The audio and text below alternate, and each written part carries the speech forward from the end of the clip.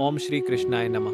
कहते हैं वृंदावन की गलियों में आज भी भगवान बांके बिहारी लीला करते हैं। ना वो दिखते हैं, ना पकड़ में आते हैं, पर जब मन सच्चा हो तो वो खुद रास्ता बना देते हैं। ये कहानी है दिल्ली के रमेश अग्रवाल की, जो अपनी एक छोटी सी कपड़े की दुकान में तनाव और चिंता से दबे हुए दिखाई देते हैं। मंद रोशनी उनके चिंतित चेहरे पर एक गहरी छाया छोड़ रही है। जब कोई रास्ता नहीं सूझा तो उन्होंने नम आंखों से बांके बिहारी की तस्वीर को देखा और कहा, अब तो बस बांके बिहारी ही सहारा है। फिर वो अकेले ही निकल पड़े वृंदावन की ओर। पवित्र नगर वृंदावन में रमेश जी आते हैं। उनकी आंखें आंसुओं से भरी हैं। हाथ में केवल 200 रुपए का चढ़ावा और प्रिय बांके बिहारी जी की तस्वीर। मंदिर भक्तों से खचाखच भरा है।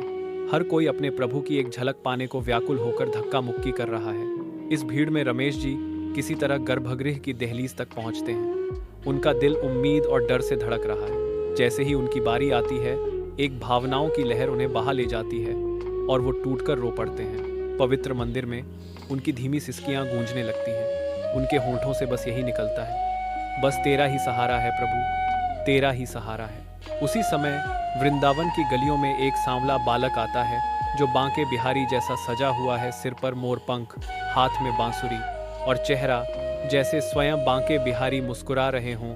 वो रमेश जी का कुर्ता खींचता है और कहता है, चाचा जी मेरे बाबा की दुकान में चलिए। रमेश जी हैरान रह जाते हैं। बालक उन्हें एक पुरानी दुकान के सामने लाता है, जिसके बोर्ड पर लिखा है राधा रानी हैंडलूम। बालक मुस्कुराते हुए कहता है, ये आपकी है। रमेश जी चौंक कर दुकान को देखते हैं। उनकी आंखों में समझ की एक चमक आती है। तभी थका हुआ एक वृद्ध दुकानदार भीतर आता है। रमेश जी झिझकते हुए कहते हैं, क्षमा कीजिए, आपके बेटे ने मुझे यहाँ लाकर कहा कि ये मेरी दुकान है, और फिर कहीं चला गया।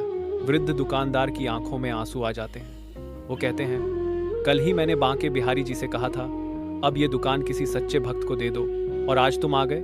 रमेश जी स्तब्ध रह जाते हैं। वृद्ध दुकानदार उन्हें चाबियां थमाते हैं। रमेश जी धीरे धीरे दुकान में प्रवेश करते हैं। धूल से ढकी अलमारियां, पुरानी मशीनें, कोने में एक छोटा सा दीपक रखा है। वह दीपक जलाते हैं और भावुक स्वर में कहते हैं, ये दुकान मेरी नहीं, बांके बिहारी जी की है। वो आज भी अपने भक्तों के साथ हैं, बस सच्चा प्रेम चाहिए। अब रमेश जी पूरी लगन से ग्राहकों की सेवा करते हैं। उनके कंधों से कर्ज का भार उतर जाता है। पत्नी का स्वास्थ्य धीरे धीरे सुधरने लगता है और बेटा उसे दिल्ली में फिर से नौकरी मिल जाती है। अगर आप भी ऐसी सच्ची घटना के साक्षी रहे हैं या अपनी भक्ति से जुड़ी कोई अनुभव शेयर करना चाहते हैं, तो कृपया नीचे दिए गए गूगल फॉर्म भरें। हम आपकी कथा को श्रद्धा के साथ सभी भक्तों तक पहुंचाएंगे।